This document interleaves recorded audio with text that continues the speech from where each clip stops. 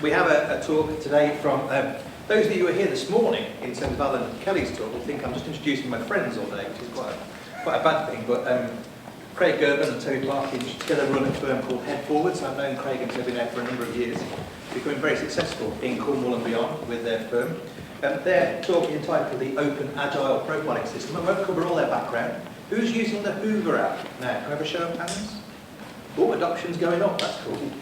You'll find all Toby and Craig's details on here, contact details, other things. So if you do download the app and register and use your LinkedIn profile, you'll get all their details too, and you can exchange details with them. But without further ado, Toby and Craig. Thank you very much, Mark. Can everybody hear me? Yeah, great. Okay, brilliant. Well, first of all, thank you very much for coming along to this session.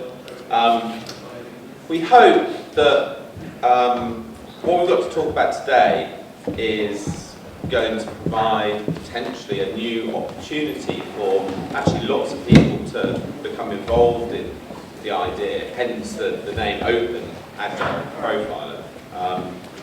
So there will be opportunities to participate after this session, but hopefully, and we would welcome any feedback from people.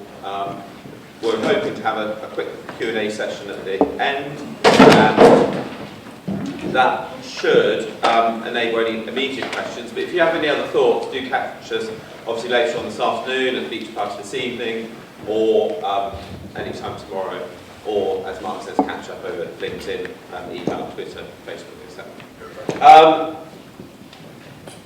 Brilliant. So we're going to start off with part of the manifesto. We do actually have the full manifesto, including the sort of health warning later on. But this is one part of the Agile Manifesto which actually we think is slightly overlooked. Actually, most people sort of end up looking at the key four statements, but ultimately we believe this is actually one of the most important parts of Agile, and it is obviously about helping other people achieve more in terms of delivering better software.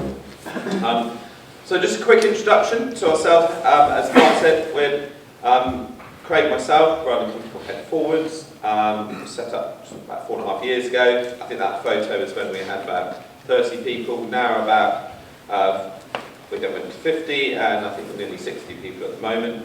We're based here in Cornwall, and the reason is because we love building great software, but we find it's really important to do that as a team. And one of the things that we do quite as frequently as possible, as frequently as the weather permits, is barbecues, but also various other team activities. So that's a little bit about, that's the sort of the quick plug. I'll pass over to Craig for the next part. Okay, so we've got the question how agile, but maybe before we talk about that, so let's talk about why would we actually ask that question. So there's a number of scenarios in which you might find yourself wanting to ask the question. So it might be part of a retrospective. You just might want to get some sort of idea of where are we as a team, as a project, as an organisation in terms of how agile it might be. You might want to demonstrate that you're fit for purpose. If you've got a client that's looking for an agile software team, you might want to be able to just demonstrate, here we go, based upon this profile, you can see we're fit for purpose. It might be a benchmarking exercise. Maybe you've got an agile coach coming in to help you to improve things.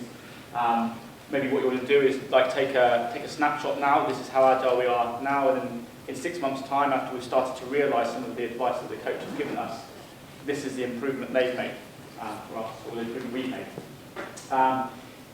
It may be, and you wouldn't get it out from like just one score or from a number of values, but you may, an agile profile might be able to give you some pointers into areas that you could improve.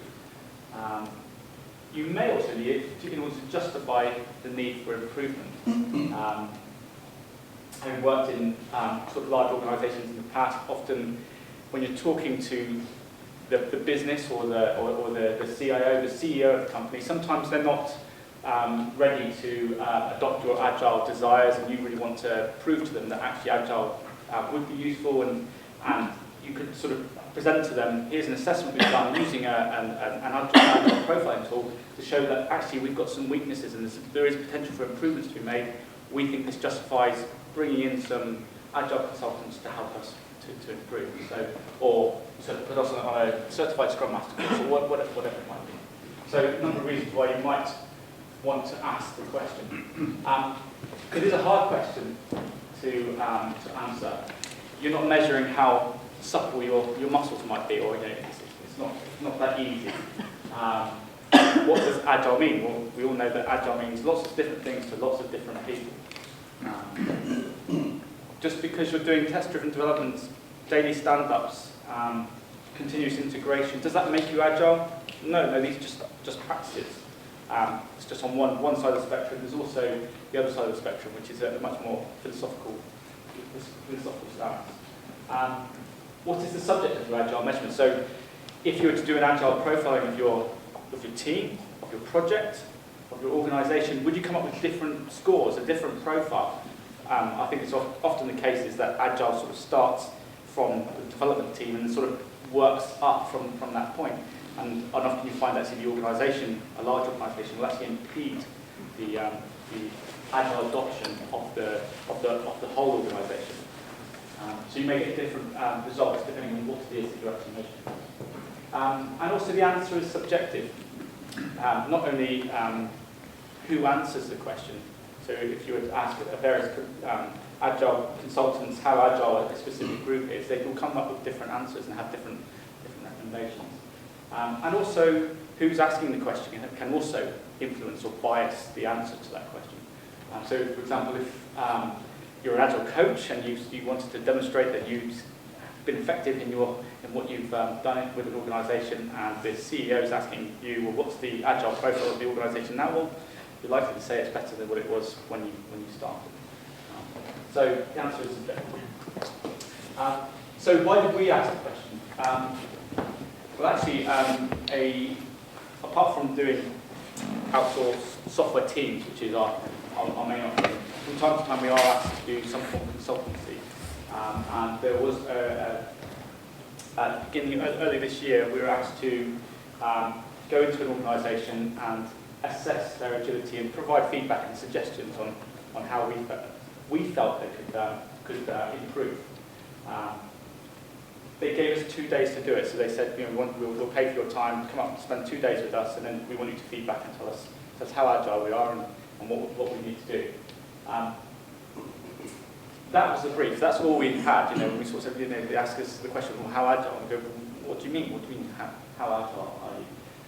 But that was it. They didn't give us any more than that. So prior to going to this class, we decided that we need to figure out how we're going to be able to assess their ability. So our approach, we knew it was going to be a fact-finding mission. We knew that we were going to have plenty of these opportunities. We were going to read some of their process documentation. We were going to be able to interview and talk to a number of people, actually people that they were going to select, which was sort of a little bit interesting. We sort of thought, well, are we going to get a limited view here? But actually, when we got there, actually they were quite open to us talking to whoever we wanted to, which was a benefit. And also we were given an opportunity to observe. I don't know if anyone knows what this is here at all. You might have seen it before. This is from... The airport scanners we've designed the scanner? No. Could be, maybe it is. This comes from the Toyota way. So from that lean thinking organisation. What the guy there, when they had new management consultees would come in, what they'd often do is they'd actually take them to the factory floor, and the guy would draw a circle with chalk on the floor and say, stand there and watch. They come back and he'd say to them, so tell me, what did you see? And if they didn't come up with a good answer, then he would say, stay there for another hour and I'll come back and ask you again. But the purpose of his of this exercise was to teach them that actually, as managers, or you shouldn't be up in your office or in your ivory tower. Actually, where you need to be down where it matters, and you need to be understanding how things matter right at the cold face. So this is what we were trying to do when we went to this client. We wanted to be at the cold face. So one of the things we did do, and maybe I should emphasise it because actually I think there's a lot of value in anonymous feedback, is actually when we interview people, we said, look, and it was to our advantage because we were outside of the organisation. We asked them, what's the problems? Tell us what the problems are, and we can feed that back and help you as an organisation to improve. I always remember I used to work at Tesco.com, and there was a consultant came in there, probably like a CMMI consultant came in, and I just remember him saying that he made a lot of money by going to organisations and just talking to the people who are doing it and just asking them, what do you need to do to improve? He'd write it all down, put it into a nice document, hand it back to the management and charge a lot of money for it. But there's definitely value in that. So it's definitely worth going to the cold face. This is what we need to do over 2 days.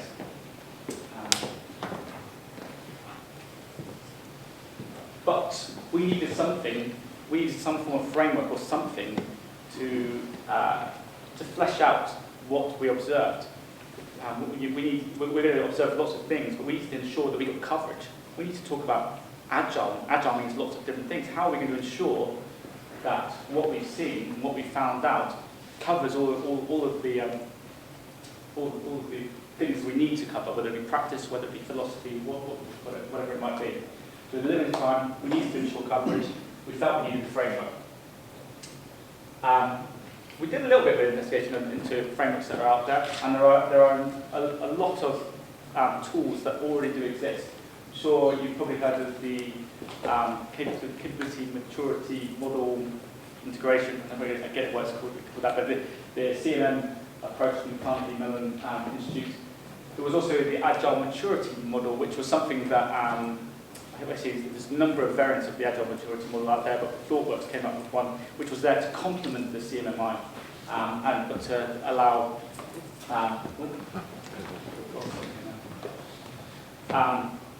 assessment of how a software development process, how effective it was, and put it into these levels to say how mature you were. Definitely need that.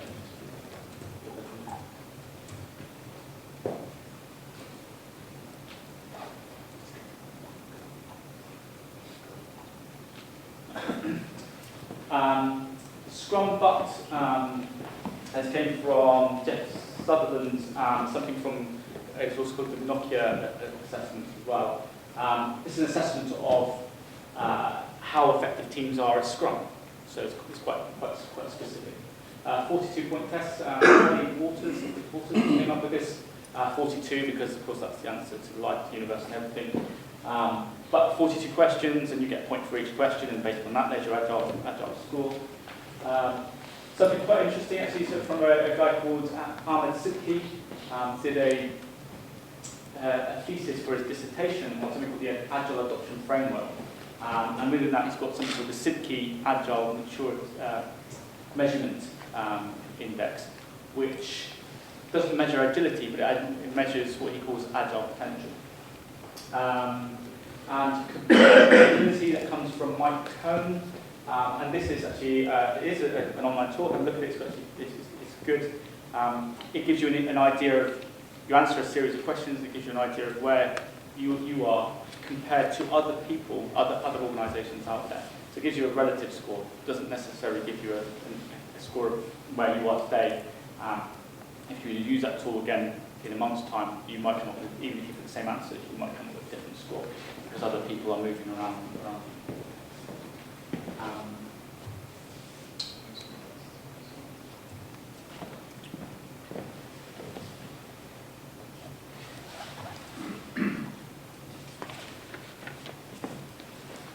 Okay, so there's these other profiling tools that are there.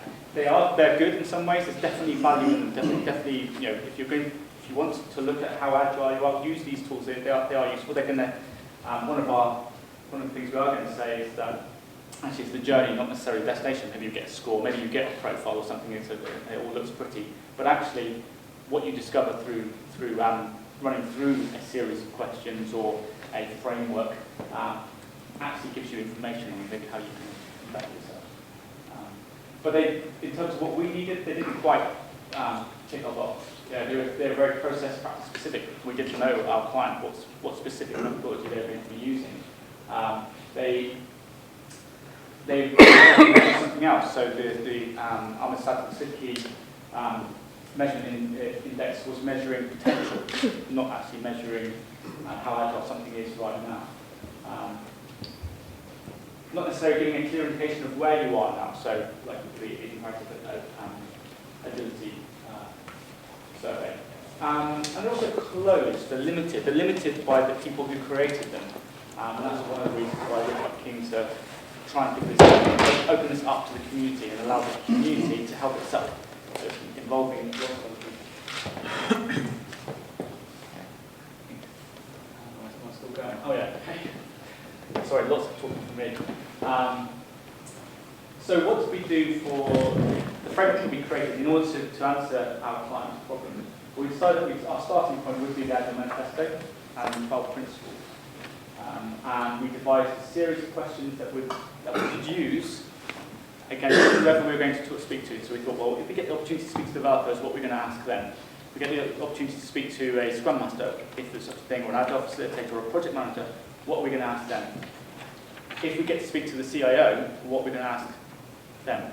So we came up with a series of questions that would be aligned with the principles so that we could try and get an idea of where our client lay in relation, how aligned they were with these principles. We also came up with a list of practices. I think there's 100 or so practices on the Agile Alliance's website. I don't know if you've had a look at that. It's quite a useful tool, so it's worth having a look there. If there's something specific you'd like to look into, it'll give you some pointers on how to start implementing these practices. And we decided to get this list out and put that alongside the principles, and this could be used as symptoms or indicators of some form of agility. As I said earlier, it's not necessarily, doesn't mean something, the thing you're assessing is agile. Just because you do daily stand-ups doesn't make you agile. But these are good practices that the Agile community has talked about, created, and are using. So it was at this stage we sort of Toby and I discussed how we're going to assess this plan. We sort of realised actually an Agile profiler is actually could be really useful. Could be really useful to us, but it could be really useful to everyone. And rather than it being a closed thing, a head-forwards thing, we decided we didn't want that. But I think there was much more value if we made it an open. So I don't know if you want to skip over those slides. Yeah. So this is basically this is the manifesto. Most people are probably aware of it, and the sort of the 12 principles behind the Agile Manifesto. And actually, we see these as being part of the more associated with the philosophy of Agile, and then obviously there's there's a whole list of different actual practices. The tools and. Lots of these are very much about the processes that you follow, the activities, the practices that are followed on a daily, weekly, monthly basis. And but there's a bit of a dilemma really when it comes to actually measuring Agile, and that is that on one side you have this sort of philosophy, and then on the other side you've got lots of different tools and things, and businesses really, some people in businesses, not all, but lots of people, you probably know a few people in your own organisations actually who are quite absolute sometimes. They like standardised processes. They like to be able to say, right, here is a standard process that everyone will follow, and but sometimes actually, obviously lots of you will probably be aware that with Agile, you don't just have, there's no one-size-fits-all model for Agile. And this is where actually the philosophy side of it does provide almost like a conflict against the tools or Scrum or DSDM or any of the sort of more rigid fixed models. But having said that, I think there is actually an opportunity there where even a manager, in inverted commas, who might want to see a standardised process, if you could draw them in and make them interested in a system which they like, then actually you can open their eyes up to the philosophy as well. But ultimately, there are these sort of two sides there. And we were thinking about this and talking about it quite a lot when we were trying to work out this framework. And it's like, on one hand, lots of the aforementioned systems are very much, lots of them do measure, lots of things, the structures, the processes, the practices. But on the other hand, actually, we really wanted to find out the philosophy as well as that. And so what we tried to do is actually trying to create something that actually gets a balance between capturing both sides of this, and because both sides do have value, without a doubt, and but it's value in different ways, and so let's just evaluate both of them. The other thing that is quite interesting, of course, is every organisation is different, and different people have got different ideas and different views on things. If you're trying to carry out some sort of a profiling exercise or some kind of an assessment of an organisation, if you're looking at an organisation that has a single team, and that is the entire organisation, that's very different from perhaps a product company that has a software development department, but then also has a marketing and a sales and a new concept department, or obviously finance, etc., etc. So every organisation is different, and then you talk to much larger companies, and they're I've spoken to somebody the other day who's got 1,500 developers within the organisation, and that's a very different type of organisation from an organisation with 3 developers. And therefore the profiling mechanism to actually assess how agile those different organisations are will need to be different. So therefore, actually, we can't have one single solution. We put together a solution that fitted the organisation that we were asked to observe and assess, but ultimately we think actually this system needs to be completely different. And this is where the idea of multiple solutions, multiple sets of questions, multiple profiler systems came from, really, I suppose. I think it's really important, just before we get into looking at the actual open profile, is that what's the purpose here? And this first bullet point really is that, just to try and really emphasise the fact that, we really don't want anybody to walk away from this with a percentage and a certificate or something like that. What is more important is the actual exercise. It's the doing of it. It's the exploration that by doing the process, by going through a profiling exercise, you actually explore your own organisation or another organisation, and the activity itself actually has far more value than whatever the graph or whatever the numbers or whatever the output at the end is. Yes, you can compare that output every 6 months and see how an organisation has changed, and there is some value there, but ultimately we do think that it's really important to remember that actually the activity of doing a profiling exercise is actually what should add far more value to that organisation. You can have loads of certificates on the wall for various different things, but that doesn't actually mean much other than just it's a bit of paper on the wall. But we thought it was really important just to set the scene and frame the purpose of how you would use a profile like this. So this is really the results of that initial client study that we did. So on the left-hand side here, we've got Agile. Our definition of Agile, I don't actually, it's not my definition or our definition, it did come from somewhere, but I don't know where it came from. But to adapt gracefully, given goals and contracts, it's a very philosophical statement. But if anyone can tell me where that comes from, let me know, because and then as we go across here, you find that you've got the Agile Manifesto, followed by the principles. You can see 5 of them there. Suggested questions. These are questions that we were going to ask our client. We've started to manipulate these now so they can be used by other people. There's a column there called Reduce Agile Principles. You could also call that down categories. was actually based upon an idea from Ahmed Sidki's Agile Adoption Framework, where he felt it was useful to actually bring some of these Agile principles together. So I can't quite read it there. Embrace change. What's this saying? Actually, if I go to the next slide. Again, embrace change, deliver customer value. And he's brought these principles here. So our highest priority is to satisfy the customer through early and continuous delivery of valuable software, welcome changing requirements even later in development. He's brought those together into this one value. He referred to them as his values. He reduced it to about 5 or 6 values. Similarly, the comparative agility model by Mike Cohn does the same thing. They group actually the principles into about eight areas. Actually, from a Headforwards point of view, the one thing that Sidki missed was teams, and we sort of really believe in the effective team.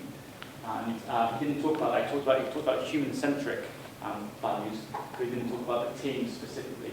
So we might do something slightly different there with our version of an Agile profile.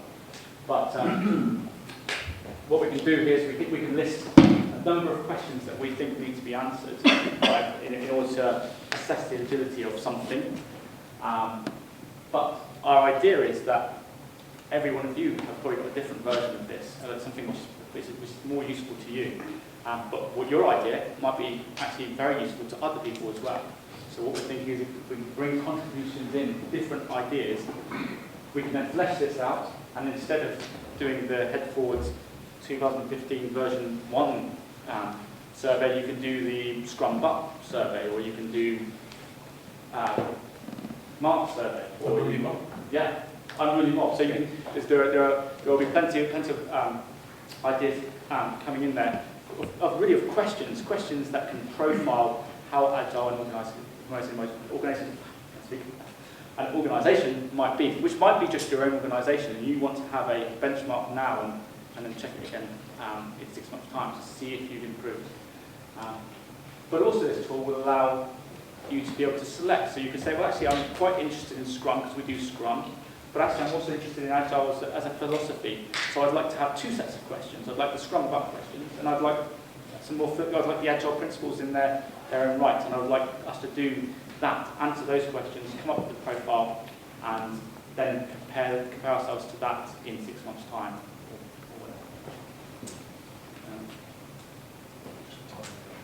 Okay. So we did actually on our first version of our Agile profile. We actually asked everybody who works for us at Headforwards to answer a series of questions, which then gave us some profiles. And we actually asked them to talk about not only Headforwards, but actually to talk about the organisation that they used to work for. We didn't find out who the organisations were, so this doesn't reflect anything. But you can see that we've got here's there's three different responses, and you can see how different organisations can vary on these on the 12 principles. Now, again, as Tony says, you can't read too much into that. These are somebody's opinion. Maybe the person who's got the blue profile there is quite bitter about the last company that they worked for. I'm not sure. Maybe not, but also maybe they're very pessimistic, and so their values are were lower. And if we were to calibrate it and somehow, maybe that would come up. But it isn't about the end result, as Toby says. It's not about percentage. It's not about the number. It's about the journey that you go there, and maybe the information that comes out of that. There was one observation I just made here. So at regular intervals, the team reflects on how to become more effective. Retrospectives. So every agile coach, or no, every agile person will say, the first thing you've got to do is retrospect. That's the first thing. If you want to become agile, it's the first thing you have to do. So interestingly, we do those two, the blue and the dark blue and the green profiles, indicate that both of those organisations are not doing that. What would be interesting is if they started just to do that one thing, just to start retrospecting, what would the improvement be in 6 months' time across all of those principles? So just finally to wrap up, where next? And I think this is where we thought, well, maybe if we could actually form a focus group, if anybody is interested, and would like to perhaps become a little bit more involved in this, then all you'd have to do really is actually try and write. You know, you can look at our sets of questions, but actually write your own, rewrite ours, or write your own. Grouping them against the Agile Manifesto, we think there's value there, but it's ultimately we think that there's an opportunity for individuals to say, hey, here's the first version of my idea of how you would profile an organisation. Give it a name and a date, put your name against it, put a date against it, and then also, most importantly, put the target audience, the target type of organisation. Is it for large organisations? Is it for web companies? Is it for software? Is it for embedded software companies? Is it for small, large organisations? Is it for non-software companies even? Ultimately, if we can collect a series of different sets of questions and profilers, and actually allow them to be put together and compared and contrasted, then we think that there's real value in the longer term. So we're proposing that we use Slack and Google Docs to begin with, but then potentially put it out there on the web. Excellent. Thank you very much. Has anybody got any quick questions? And quick answers. We can do very quick answers. How about a show of hands on this, but like to get involved in forming the tool or being a focus group? It's all hands up. Okay.